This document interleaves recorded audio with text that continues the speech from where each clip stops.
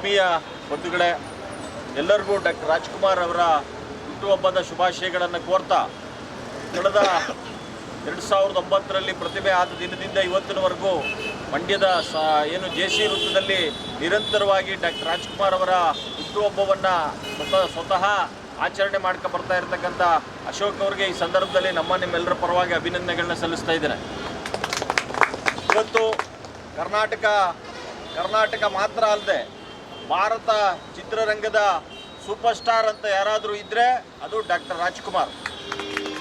ಕರ್ನಾಟಕ ಇತಿಹಾಸದಲ್ಲಿ ಇವತ್ತು ಒಬ್ಬ ಸಾಂಸ್ಕೃತಿಕ ನಾಯಕ ಅಥವಾ ಸಾಂಸ್ಕೃತಿಕ ರಾಯಭಾರಿ ಅಂದರೆ ಅದು ಡಾಕ್ಟರ್ ರಾಜ್ಕುಮಾರ್ ಅವರು.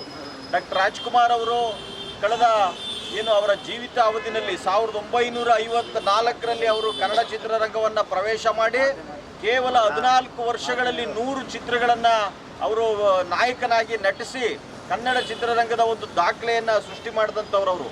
ಒಂದು ವೇಳೆ ಡಾಕ್ಟರ್ ರಾಜ್ಕುಮಾರ್ ಅವರು ಇರಲಿಲ್ಲ ಅಂತಂದರೆ ಕನ್ನಡ ಚಿತ್ರರಂಗ ಇವತ್ತು ಈ ಮಟ್ಟದ ಅಭಿವೃದ್ಧಿಯನ್ನು, ಇಷ್ಟೊಂದು ದೊಡ್ಡ ಮಟ್ಟದ ಬೆಳವಣಿಗೆಯನ್ನು ಹೊಂದಲಿಕ್ಕೆ ಸಾಧ್ಯ ಆಗ್ತಿರಲಿಲ್ಲ.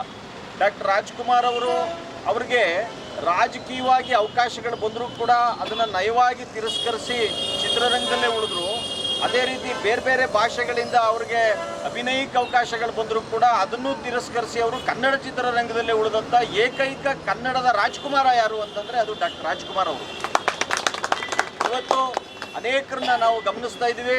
ಡಾಕ್ಟರ್ ರಾಜ್ಕುಮಾರ್ ಅವರು ಇದ್ದಂಥ ಸಂದರ್ಭದಲ್ಲಿ ಅವರಿಗೆ ಪರ್ಯಾಯವಾಗಿ ಅನೇಕ ರಾಜ್ಕುಮಾರ್ನ ತರುವಂಥ ಪ್ರಯತ್ನವನ್ನು ಒಂದು ಗುಂಪು ವ್ಯವಸ್ಥಿತವಾಗಿ ಮಾಡಿದ್ರೂ ಕೂಡ ಜನರ ಮನಸ್ಸಲ್ಲಿ ರಾಜ್ಕುಮಾರ್ನಾಗಿ ಉಳಿದಂಥವರು ರಾಜ್ಕುಮಾರ್ ಅವರು. ಜೊತೆಗೆ ಅವರ ಮತ್ತೊಂದು ಮಹತ್ವ ಏನು ಅಂತಂದರೆ ಅವ್ರ ವಿರುದ್ಧ ನಿರಂತರವಾದ ಅಪಪ್ರಚಾರವನ್ನು ಒಂದು ಗುಂಪು ಮಾಡ್ಕೊಂಡು ಬಂದರೂ ಕೂಡ ಜನಮಾನಸದಲ್ಲಿ ಅವರು ರಾಜ್ಕುಮಾರ್ ಆಗೇ ಉಳಿದ್ರು.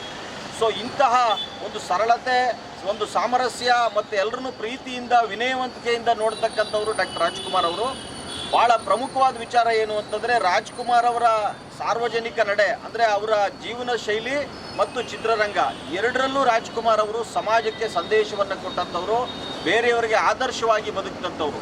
ಸೊ ಇಂಥ ರಾಜ್ಕುಮಾರ್ ಅವರು ಎಲ್ಲ ಪಾತ್ರಗಳಲ್ಲಿ ಕಾಣಿಸ್ಕೊಂಡು ಕನ್ನಡ ಚಿತ್ರರಂಗವನ್ನು ಶ್ರೀಮಂತಗೊಳಿಸಿರ್ತಕ್ಕಂಥವ್ರು.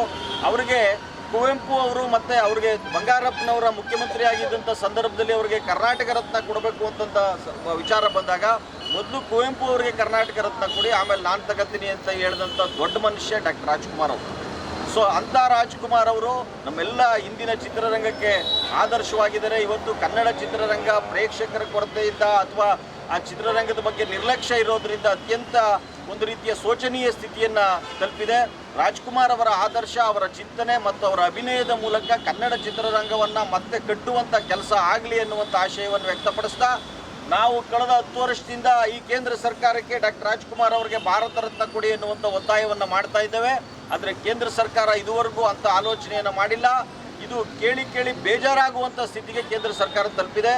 ಕಳೆದ 12 ವರ್ಷದಿಂದ ಕರ್ನಾಟಕದ ಯಾವ ಪ್ರತಿಭೆಗೂ ಯಾವ ಸಾಧಕರಿಗೂ ಕೇಂದ್ರ ಸರ್ಕಾರ ಭಾರತ ರತ್ನವನ್ನು ಕೊಟ್ಟಿಲ್ಲ. ಅದು ಒಂದು ಅಕ್ಷಮ್ಯವಾದಂಥ ವಿಚಾರ. ಹಾಗಾಗಿ ಈ ಬಾರಿ ನಾವು ನಿಮ್ಮೆಲ್ಲರ ಪರವಾಗಿ ಡಾಕ್ಟರ್ ರಾಜ್ಕುಮಾರ್ ಅವರಿಗೆ ಭಾರತ ರತ್ನ ಕೊಡಲಿ, ಆ ಮೂಲಕ ಭಾರತ ರತ್ನದ ಘನತೆಯನ್ನು ಹೆಚ್ಚಿಸಲಿ, ಕನ್ನಡ ಚಿತ್ರರಂಗದ ಘನತೆಯನ್ನು ಹೆಚ್ಚಿಸಿದಂಥ ಡಾಕ್ಟರ್ ರಾಜ್ಕುಮಾರ್ ಅವರಿಗೆ ಭಾರತ ರತ್ನ ಕೊಡಲಿ ಎನ್ನುವಂಥ ಆಶಯವನ್ನು ವ್ಯಕ್ತಪಡಿಸಿ ತಾವೆಲ್ಲರಿಗೂ ಕೂಡ ಮತ್ತೊಮ್ಮೆ ಡಾಕ್ಟರ್ ರಾಜ್ಕುಮಾರ್ ಜಯಂತ್ಯೋತ್ಸವದ ಶುಭಾಶಯಗಳನ್ನು ಸಲ್ಲಿಸಿ ಮುಂದಿನ ವರ್ಷದಿಂದ ನಮ್ಮ ಅಶೋಕ್ ಅವರ ನೇತೃತ್ವದಲ್ಲಿ ಇನ್ನೂ ಅತ್ಯುತ್ತಮವಾಗಿ ಕಾರ್ಯಕ್ರಮವನ್ನು ಮಾಡೋಣ ಅನ್ನುವಂಥ ಮಾತನ್ನು ಹೇಳಿ ನಾನು ಮಾತು ಮುಗಿಸ್ತೀನಿ. ಜೈ ರಾಜ್ಕುಮಾರ್.